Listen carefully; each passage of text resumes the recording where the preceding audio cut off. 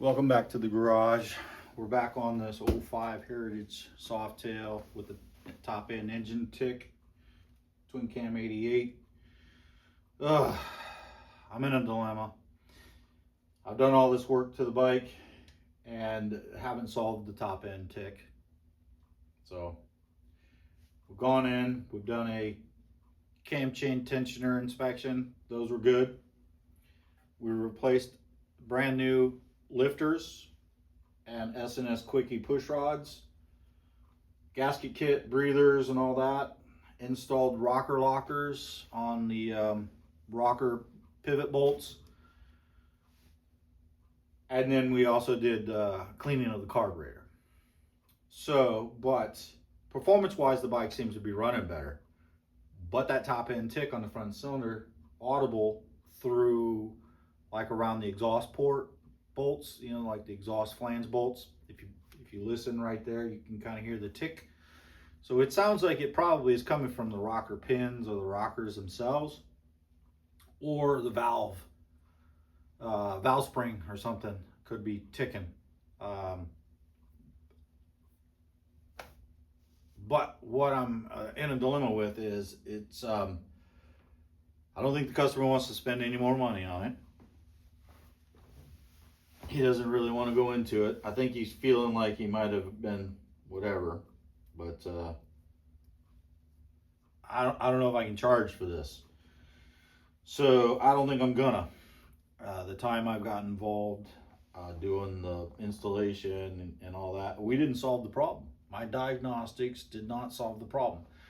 I diagnosed it as a failing lifter because when I did the initial inspection on it, I had a little bit of free play. There was movement on the front intake push rod.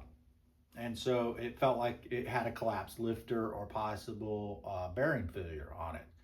And so we pulled it all down, and what we found was the lifters were installed with the hole facing outward instead of inward like they're supposed to be.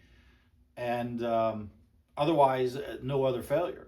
Push rod looked good. The rocker faces look good. The valves, the valve, top of the valves look good. Everything looked good on it. And so we reassembled, we did the adjustment, we've rechecked the adjustment, we've rechecked the adjustment, we've gone back through. I'm about to redo the adjustment again. The bike is stone cold. It's been sitting overnight.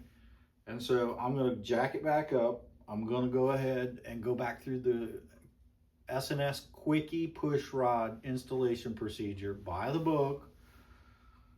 Do the front cylinder. So I'm gonna roll it over to top dead center. I'm going to release all the pressure off of it, so adjust it so it's completely slack. Take the fucking push rods completely out.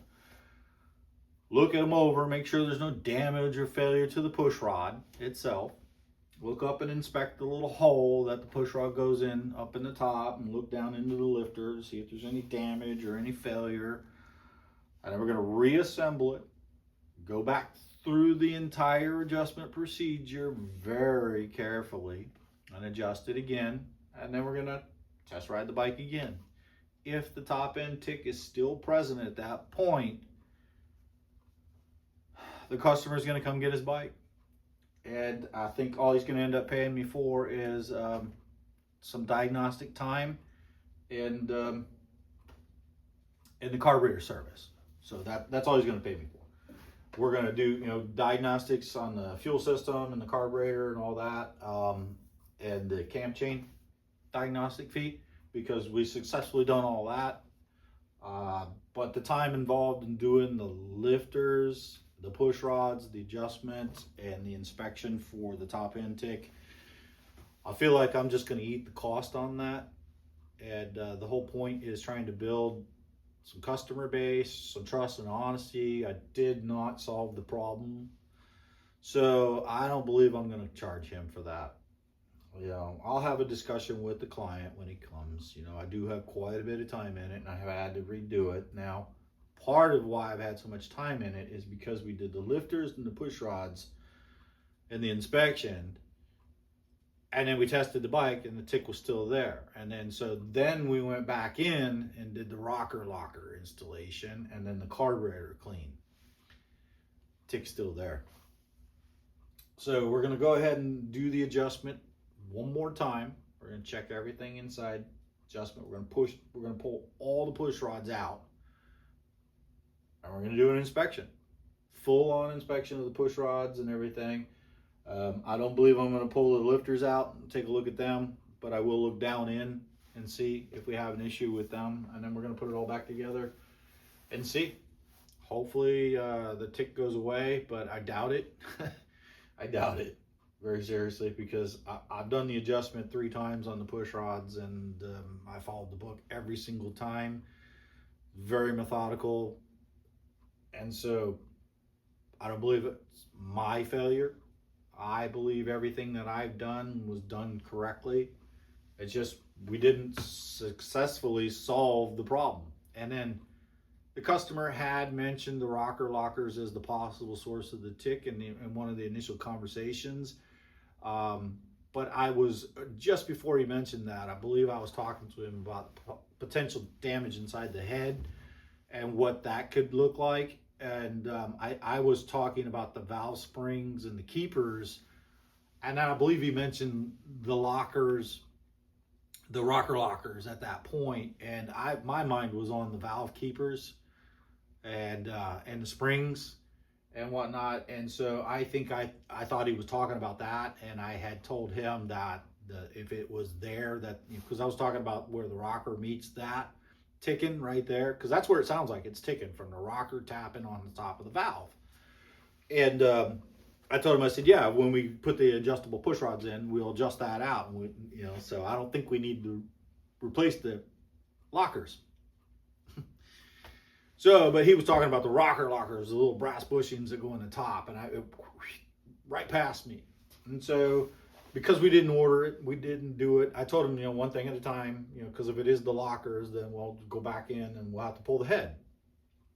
Because that's what I was thinking, the valve lockers. So I definitely wasn't charging him, even if if that was the problem, I wasn't charging him to go back in and install those at all. That was in no way, shape, or form was I going to do that. But I was going to charge him for the initial install. But since we went back in and did all that, and then it didn't solve the problem, it's exactly there. Now, it's not always there. Like you idle up and it goes away.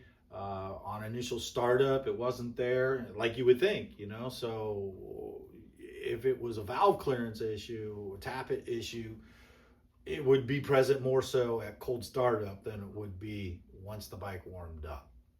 So either potentially not getting proper oil pressure to that lifter,